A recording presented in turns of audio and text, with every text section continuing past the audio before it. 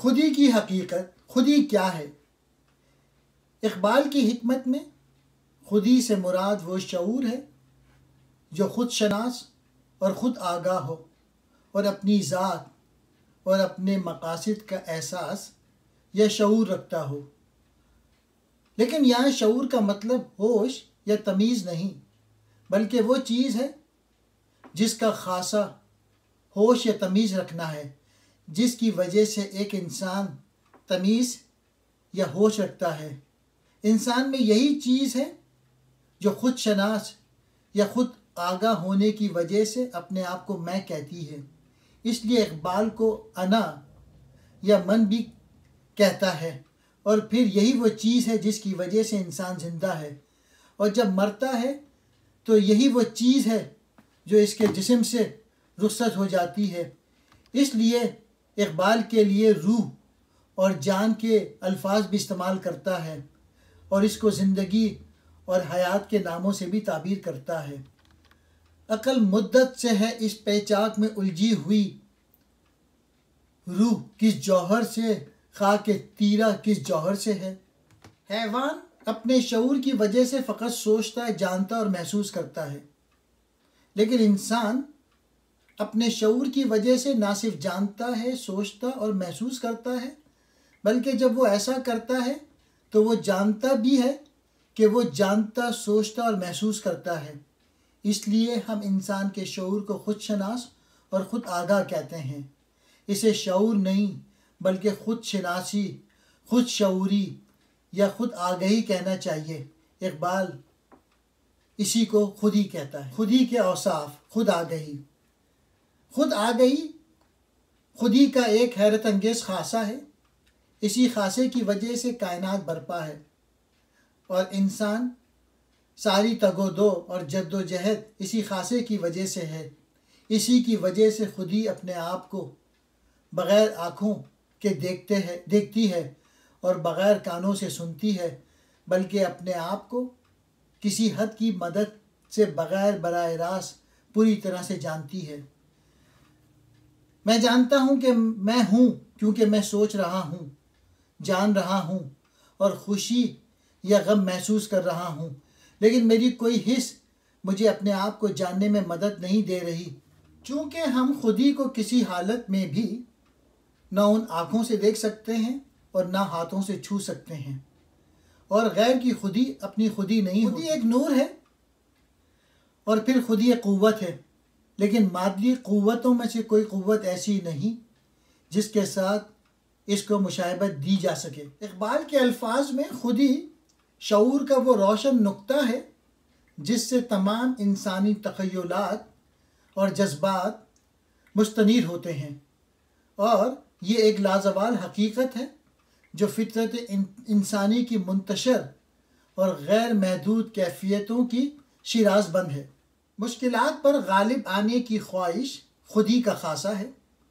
लफ्ज़ खुदी की इस तशरीह से ज़ाहिर है कि इकबाल ने इस लफ्ज़ को इस्तेमाल अंग्रेज़ी लफ्ज़ सेल्फ़ और सेल्फ़ कॉन्शियसनेस का जो मुद्दत से फ़लसफ़े की एक इस्तिलाह के तौर पर इस्तेमाल हो रही है, फ़ारसी या उर्दू तर्जुमा किया है।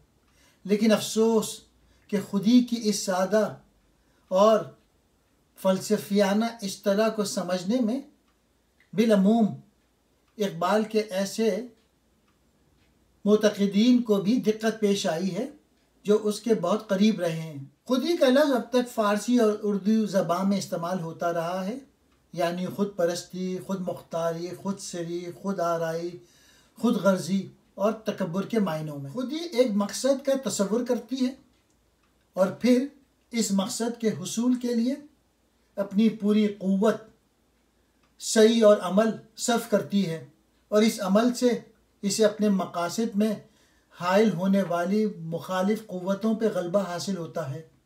इकबाल ने जो अमली जद्दोजहद और ख़ुद नुमाई पर ज़ोर दिया है, उसकी बुनियादी शर्त यह है कि हम अपने मकसद या मुद्दा को दुरुस्त करें, और इसी को वो यकीन महकम या ईमान कहते हैं। खुदी की शराब बेशक तल्ख़ है, लेकिन अपने मर्ज़ पर निगाह रखो और अपनी सेहत की खातिर मेरा जहर को पी लो। खुदी का मतलब है खुद एतमादी, खुददारी, अपनी ज़ात पे भरोसा करना, खुदी की तन्हाई और इनफरादियत। खुदी का एक वस्फ उसकी तन्हाई है जिसकी वजह से हर खुदी बेचगू और बेनज़ीर होती है।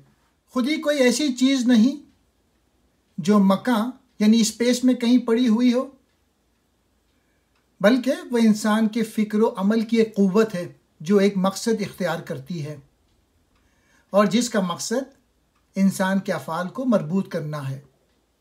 जहाँ अंदरूनी एहसास मौजूद हो वहाँ खुदी गोया अपना काम कर रही है। ये लोग आपसे रूह के मुतालिक सवाल करते हैं कि ये रूह खुदा के हुक्म की पैदावार है और तुम लोग कम ही इल्म दिए गए हो।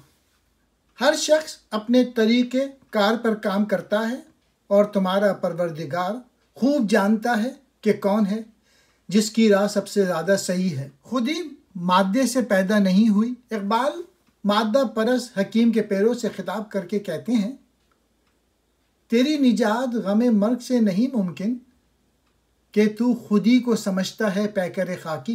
इकबाल अपनी अंग्रेज़ी किताब reconstruction of religious thoughts in Islam में एक तवील बहस के बाद इस नतीजे पर पहुंचा है,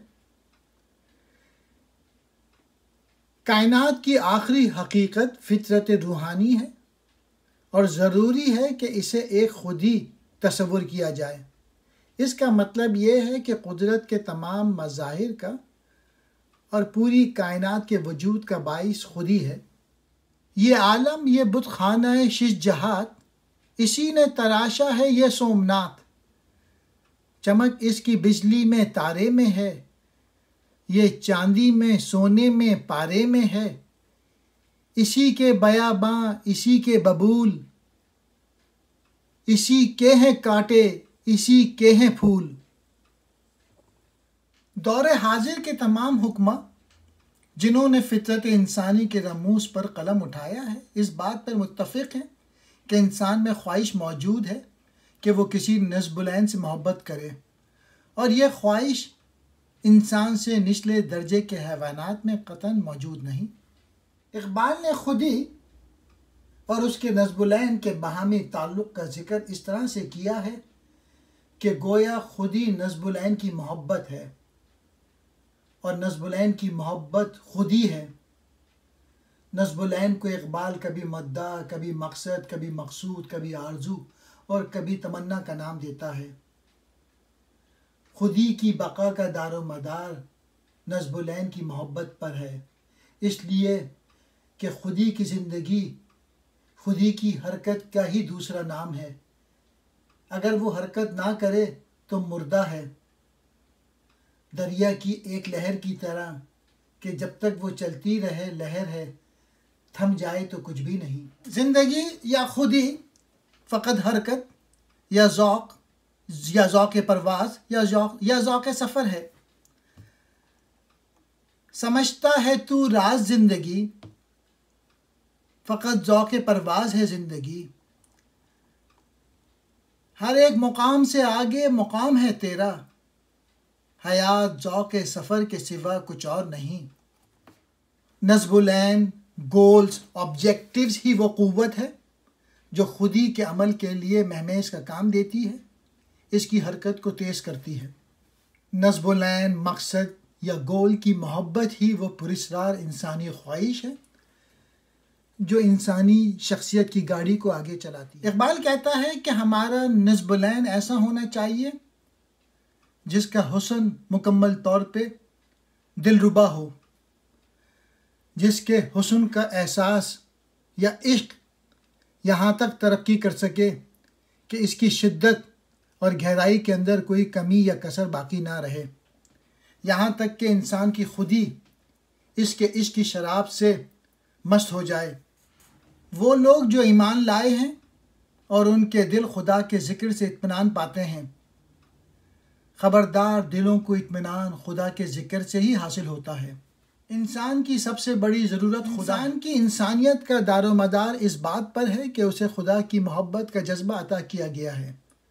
चूँकि इंसान की असल खुदा की मोहब्बत का जज्बा है, खुदा का मुनकिर होने से जो बड़ी ख़राबी पैदा होती है वो यही है कि इससे इंसान को अपना मुनकिर होना लाजिम आता है। अगर इंसान अपने आप पर ईमान ले आए तो ये काफ़ी है, क्योंकि फिर इस ईमान में खुदा पर ईमान लाना खुद ब खुद शामिल हो जाता है। इंसान क्या है? तमन्नाए हुस्न का एक ज़बरदस्त तूफ़ान, ना हो तुग़यानी मुश्ताक़ी तो मैं रहता नहीं बाकी, कि मेरी ज़िंदगी क्या है यही तुग़यान मुश्ताक़ी। अगर ये तूफ़ान तमन्ना ना रहे तो इंसान भी बाकी नहीं रहता। खुदा की मोहब्बत को इक़बाल ने अपने कलाम में कभी आरज़ू, कभी तमन्ना, कभी दिल, कभी नज़र, कभी निगाह, कभी दर्द, कभी दाग, कभी सुरूर, कभी सोस, कभी बादा, कभी नशा, कभी मुश्ताक़ी, कभी मस्ती, कभी शौक़, कभी खूने दिल, कभी खूने जिगर, कभी आहे सहर, कभी जान, कभी गम, कभी तबोताब, कभी जज्बे अंदरूं, कभी जज्बे मुसलमानी, कभी जज्बे कलंदराना, कभी फ़क़र, कभी दरवेशी, कभी ज़ौक़ तजल्ली, कभी इश्क और कभी मोहब्बत के नामों से ताबीर किया है। खुदा की मोहब्बत के बग़ैर इंसान मुर्दा है। जब इंसान की असल फ़क़त खुदा की मोहब्बत है और इसके अलावा इंसान और कुछ भी नहीं, या ज़्यादा से ज़्यादा हड्डियों का एक ढांचा या गोश्त का एक ढेर है, तो फिर यूँ कहना चाहिए कि जो शख्स खुदा की मोहब्बत नहीं वो बहैसियत एक इंसान के मौजूद ही नहीं। ज़िंदगी फ़कत खुदा की मोहब्बत की आश्काराई है। अगर खुदा की मोहब्बत नहीं तो ज़िंदगी भी नहीं। तेरी निगाह में साबित नहीं खुदा का वजूद, मेरी निगाह में साबित नहीं वजूद तेरा। खुदी की ज़िंदगी और तरक्की के लिए खुदा की मोहब्बत की ज़रूरत, लेकिन खुदी की तरबियत और तरक्की और नशोनुमा और बालिदगी का मकसद खुदा की मोहब्बत के बग़ैर हासिल नहीं हो सकता, क्योंकि खुदी फ़कत खुदा ही की सिमत में कामिल नशोनुमा पा सकती है। खुदा पर ईमान लाए और खुदा की मोहब्बत का हक़ अदा करके ज़िंदगी पाए। वजूद क्या है? फ़कत जौहर खुदी की नमूद, कर अपनी फ़िक्र के जौहर है बेनमूद तेरा। जो शख्स खुदा के बग़ैर जी रहा है वो मुर्दार है, अगरचे लोग उसका मातम नहीं करते। इंसान का खुदा से भागना अपनी तरबियत और तकमील को रोक देना है। हालांकि खुदा वो ज़ात पाक है जो इंसान को पैदा करती है और फिर उसे जिस्मानी नशोनुमा के कमाल पर पहुंचाती है। यही ज़ात पाक उसकी रूहानी और नफ्सियाती नशोनुमा की भी ज़ामिन है। कुफ्र और हर बुरी चीज़ से बचना और ईमान हर अच्छी चीज़ पर कुदरत पाना खुदा की तौफीक के बग़ैर मुमकिन नहीं। और खुदा से भागने के बाद अगर कोई रास्ता निजात का है तो खुदा ही की तरफ से है। इंसान की खुदी अपने कमाल को पहुँचे और पूरी तरह से आश्कार हो जाए, यह है मकसद गर्दिश रोज़गार कि तेरी खुदी तुझ पे हो आश्कार। इक़बाल को बजा तौर पे इस बात की शिकायत है कि हमारे उलमाए दीन जो इस बात की तरफ बार बार तवज्जो दिलाते रहे हैं कि खुदा इंसान का महबूब है और इंसान को चाहिए कि खुदा की इबादत और अताअत करे, बहुत कम इस बात का जिक्र करते हैं कि इंसान भी खुदा का महबूब है और खुदा के लिए वो सब कुछ कर रहा है। ये राज हमसे छुपाया है मेरे वाइज़ ने कि खुद हरम है चिराग हरम का परवाना। जाहिर है कि यहाँ हरम खुदा से और चिराग उम्मत मुस्लिमा है जो नौए इंसानी के लिए खुदा की रोशन की हुई एक शमा है। यही सबब है कि मुसलमानों में अपने मुस्तकबिल के मुताल्लिक एक गहरी मायूसी फैलती जा रही है। अफसोस कि खुदा का नूर जिन निगाहों के नज़ारों की तमन्ना खुद कर रहा था, वो निगाहें खुदा के नूर के दीदार से मायूस हो गई हैं। खुद तजल्ली को तमन्ना जिनके नज़ारों की थी, वो निगाहें नाउम्मीद नूर ऐमन हो गई। चूँकि इंसान का महबूब खुदा है और खुदा का महबूब इंसान है, खुदा और इंसान दोनों कायनात के इर्तिकाई अमल के ज़रिए एक दूसरे की जुस्तजू कर रहे हैं। जब इंसान अपनी हालत कमाल को पहुँचेगा तो उस वक्त एक तरह से खुदा इंसान को पाएगा और दूसरी तरफ से इंसान खुदा को पाएगा। नमूद इंसान की नमूद है और इंसान की नमूद खुदा की नमूद है। नमूद उसकी, नमूद तेरी, नमूद तेरी, नमूद उसकी। खुदा को तू बेहिजाब कर दे, खुदा तुझे बेहिजाब कर दे। खुदा और इंसान दोनों की एक दूसरे के लिए जुस्तजू का अमल एक ही है। यहाँ तक कि ये कहना कि इस अमल के ज़रिए से खुदा इंसान की जुस्तजू कर रहा है, या ये कहना कि इंसान खुदा की जुस्तजू कर रहा है, एक बात है। एक हम देखते हैं कि कायनात हर लम्हे बदल कर एक नई हालत इख्तियार करती है। ठहरता नहीं कारवाने वजूद कि हर लहजा ताज़ा है शान वजूद। तग़य्युरात के इस गैर मतनाही सिलसिले से ख़ुद साबित होता है कि कायनात अभी नामुकम्मल है, और इससे पहले कि ये अपनी हालत कमाल को पहुँचे, जहाँ इंसानियत कामला का ज़हूर हुआ है, उसे अभी बहुत सी मंजिलों से गुज़रना है। ये कायनात अभी नातमाम है, शायद कि आ रही है दमदम सदाए कुन फ़यकून। हरकत तख्लीक की असल है, जिसके बग़ैर तख्लीक मुमकिन ही नहीं। यही वजह है कि कायनात की हर चीज़ की बुनियाद हरकत पे है। फ़रेब नज़र है सुकून सबात, तड़पता है हर ज़र्रा कायनात। ठहरता नहीं कारवाने वजूद कि हर लहजा ताज़ा है शान वजूद। खुदी या ज़िंदगी का राज अगर कोई कहे तो यही है कि वो अपने मकसूद की तरफ उड़ने, हरकत करने का ज़ौक़ है। समझता है तू राज है ज़िंदगी, फ़कत ज़ौक़ परवाज़ है ज़िंदगी। जिस तरह से एक जुए कोहिस्ता को जब पहाड़ों के एक तंग दर्रा में से गुज़रना पड़ता है तो वो बड़े ज़ोर से बहने लगती है, यहाँ तक कि इन चट्टानों को जो उसके रास्ते को दुश्वार बना रही होती हैं काट कर बहा देती है।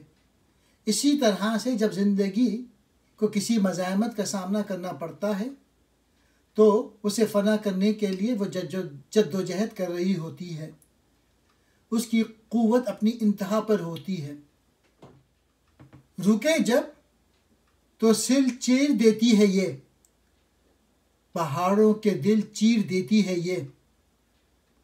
और खुदा अपने मकसद पर गालिब है, लेकिन अक्सर लोग इस बात से बेखबर हैं। अगर ज़िंदगी को एक राह से अपने मकसद में कामयाब होने और अपनी मंजिल की तरफ बढ़ने का मौका ना मिले तो ये किसी रुकावट का सामने करने वाली नदी ही की तरह अपनी मंजिल की तरफ एक और कामयाब रास्ता निकाल लेती है। इसकी जद्दोजहद का नतीजा आखिरकार ये होता है कि ना सिर्फ मज़ाहमत हो जाती है बल्कि आइंदा जद्दोजहद को जारी रखने के लिए वो ख़ुद भी नई सलाहियतें और क़ुव्वतों से आरास्ता हो जाती है। इंसान में खुदी और खुदी के साथ खुदा की मोहब्बत के ज़हूर का मद्दा क्या है? अक़ल इस सवाल का जवाब देने से कासिर है। गुबार राह को बख्शा गया है ज़ौक़ जमाल, खिरत बता नहीं सकती कि मद्दा क्या है। खुदी की तकमील और इंसान का शानदार मुस्तक़बिल। क्या इंसान वाकई अपने हुस्न कमाल की इंतहा को पहुँचेगा क्या ऐसा होना मुमकिन है? ज़र्ब कलीम में इकबाल साफ तौर पे बताता है कि मुस्तफ़ा कमाल की इस्तिलाहात अहले मशरिक़ के लिए कोई काबिल तक़लीद मिसाल नहीं है। मेरी नवा से गरेबां लालाए चाक हुआ, नसीम सुबह चमन की तलाश में है अभी। ना मुस्तफ़ा ना रज़ा शाह में नमूद उसकी, कि रूए शर्क़ बदन की तलाश में है अभी। इक़बाल के फ़लसफ़े खुदी का मरकज़ी नुक्ता ये है कि इंसान खुदा की मोहब्बत का एक ताकतवर जज्बा है, जिसे सोचने के लिए एक दिमाग और काम करने के लिए हाथ पाँव दिए गए हैं। कुदरत का हुस्न खुदा के हुस्न का आईना है। जब मोमिन उस मकाम पर पहुंच जाता है तो उसे ऐसा महसूस होता है कि कुरान खुद उसकी ज़ात पर नाजिल हुआ है। फिर वो किताब ख्वाह नहीं रहता बल्कि साहिब किताब बन जाता है। तेरे ज़मीर पे जब तक न हो नज़ूल किताब, गिरा कुशा है न राजी न साहिब कशफ। तुझे किताब से मुमकिन नहीं फराख के तू किताब ख्वाह है मगर साहिब किताब नहीं। ये राज किसी को नहीं मालूम के मोमिन कारी नज़र आता है, हकीकत में है कुरान। खुदा का दीदार हुजूर सल्लल्लाहु अलैहि वसल्लम के इरशादात में खुदा के दीदार के मकाम को एहसान का नाम दिया गया है। हुजूर ने फरमाया कि एहसान ये है कि तुम खुदा की इबादत इस तरह से करो कि गोया तुम खुदा को देख रहे हो। शायद बाज़ लोगों को शुबा हो कि खुदा को देखना मुमकिन नहीं, लेकिन अगर हम देखने के अमल का तज्जिया करें तो ये शुबा रफ़ा हो जाता है। जब हम किसी मादी चीज़ को देखते हैं तो उस चीज़ पे नज़र डालने और रोयत का एहसास करने तक जो अमल मारूज़ वजूद में आता है वो ये होता है कि इस चीज़ से जो रोशनी की शुआएं बिखर रही होती हैं वो हमारी आँखों में पड़ती हैं। जावेद नामे में जब अल्लामा इकबाल रूमी से पूछता है कि मेराज इंसानी क्या है, तो रूमी जवाब देता है कि वो खुदा के रूबरू होकर इंसान एक अपना इम्तिहान करना है कि आया वो खुदा के सामने ठहर सकता है या नहीं, और उसके होश व हवास कायम रहते हैं या नहीं। अगर वो ठहर सके और उसके हवास ख़राब ना हो तो वो पुख्ता और कवी और कामिल अय्यार है, वरना मजजूब होकर बेकार साबित हो जाएगा। खुदी में डूबते हैं फिर उभर भी आते हैं, मगर ये हिम्मत मर्दाने हीचकारा नहीं। यही है खुदी का अपनी तकमील के मुकाम पर पहुंचना, या खुदा की ज़ात को बेपर्दा देखना, या ऐन खुद हो जाना या ज़िंदा हो जाना। और यही खुदी की नमूदार और आश्काराई है, यही खुदी का कमाल है, यही उसकी बुलंदी है, यही उसकी तामीर है और यही उसकी तरबियत है। नारे अनल हक का मतलब खुदी का अपने आप में डूबना और फिर उभर कर अपने खुदा होने का एहसास करना। खुदी का वो तजुर्बा है जिससे वो अपनी तहकीक और तस्दीक करती है, क्योंकि उसे ये तजुर्बा उस वक्त हासिल होता है जब वो अपने आप को मासवा अल्लाह से हटाकर पूरी तरह अपनी गिरफ्त में दे देती है, यानी पूरी तरह से खुदगीर और ख़ुददार हो जाती है और उसका कोई गैर उस पर अपनी गिरफ्त या हुकूमत नहीं रखता। खुदी के अनल हक कहने का मतलब ये नहीं कि खुदी फिल वाक़े खुदा हो जाती है या खुदा हो सकती है, बल्कि इसका मतलब फ़कत इतना ही है कि खुदा की शदीद मोहब्बत की वजह से आर्जी तौर पे ये एहसास पैदा कर लेती है कि वह खुदा है।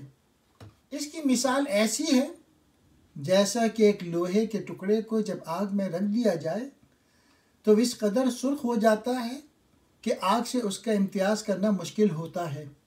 ताहम लोहे का टुकड़ा ही रहता है और वो आग नहीं बनता जो उसको गर्म करके सुर्ख कर देती है। इस तरह इबादत गुजार मोमिन पर उसकी शदीद मोहब्बत की वजह से एक ऐसी हालत वारिद होती है कि उसकी खुदी अपने जुदागाना वजूद को कायम रखते हुए भी खुदा की मोहब्बत में इस तरह जज्ब हो जाती है कि उसके लिए अपने आप को खुदा से इम्तियाज़ करना मुश्किल होता है। लेकिन एक सच्चा आशिक अपने दिल की गहराइयों में ये जानता है कि उसका ये एहसास कि वो खुदा है गलती है जो कसरत इबादत और शिद्दत मोहब्बत से पैदा हुई है। लिहाजा रफ्ता रफ्ता उसका ये एहसास कम होता जाता है, यहाँ तक कि बिल्कुल ख़त्म हो जाता है। और फिर आशिक फिर महसूस करने लगता है कि वो और उसका महबूब अलग अलग हैं और उनका बाहमी ताल्लुक़ फ़कत माबूद और खालिक और मखलूक का है। खुदा को पाना अपने आप को पाना है।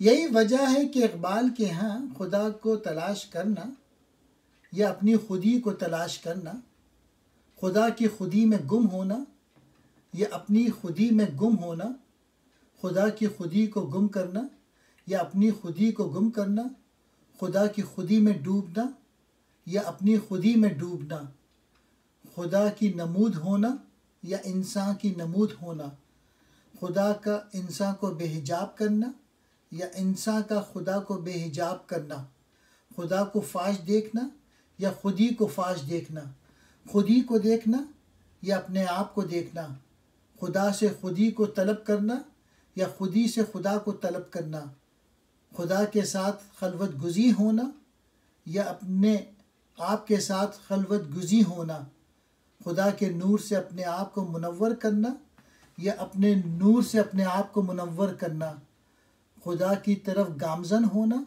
या अपनी तरफ गामज़न होना, खुदा से पैवस्ता होना या अपने आप से पैवस्ता होना, एक ही हकीकत को बयान करने के मुख्तलिफ पैराए हैं। नमूद तेरी, नमूद उसकी, नमूद उसकी, नमूद तेरी, खुदा को तू बेहिजाब कर दे, खुदा तुझे बेहिजाब कर दे। खुदी का ये एहसास कि वो खुदा है, आर्जी होने के बावजूद खुदी के अंदर एक अजीम शान मुस्तकिल इनकलाब पैदा कर जाता है, जिसके बाद खुदी के लिए एक बिल्कुल ही नई ज़िंदगी का आगाज़ होता है। चूँकि खुदी में खुदा के सिवाय और किसी चीज़ की ख्वाहिश बाकी नहीं रहती, खुदी का अमल गलत ख्वाहिशात और तसव्वुरात के असर से पूरी तरह आज़ाद हो जाता है और खुदी खुदा की मोहब्बत के लिए नहायत आसानी के साथ हर किस्म की तकलीफ़ें उठा सकती है। इकबाल की इस्तिलाह में फ़कत खुदी की इस हालत का नाम जब वो गैर अल्लाह से पूरी तरह बेताल्लुक़ होकर खुदा से अपना ताल्लुक़ जोड़ लेती है। जब तक खुदी फ़क्र के इस मुकाम को नहीं पाती, यानी जब उसकी सारी मोहब्बत बातिल तसव्वुरात से कट कर खुदा के लिए नहीं हो जाती, खुदी खुदा से पूरा क़र्ब हासिल नहीं कर सकती, जिसे इकबाल खुदी में डूबने से ताबीर करता है। इस कैफियत का वारिद होना ही इस बात की दलील है कि अब खुदी की सारी मोहब्बत गैर अल्लाह से कट के अल्लाह के लिए हो गई। खुदी की असल हकीकत क्या है? ला इलाहा इल्लल्लाह, यानी खुदा और सिर्फ खुदा की मोहब्बत का एक जज्बा। खुदी एक तलवार है जो ला इलाहा इल्लल्लाह की फसा पर तेज़ की जाती है। खुदी का सिर्र नेहा ला इलाहा इल्लल्लाह, खुदी है ते फसा ला इलाहा इल्लल्लाह। जब खुदी की तलवार फ़क्र की सांप पे तेज़ की जाती है तो उसमें एक ज़बरदस्त क़ुव्वत पैदा हो जाती है।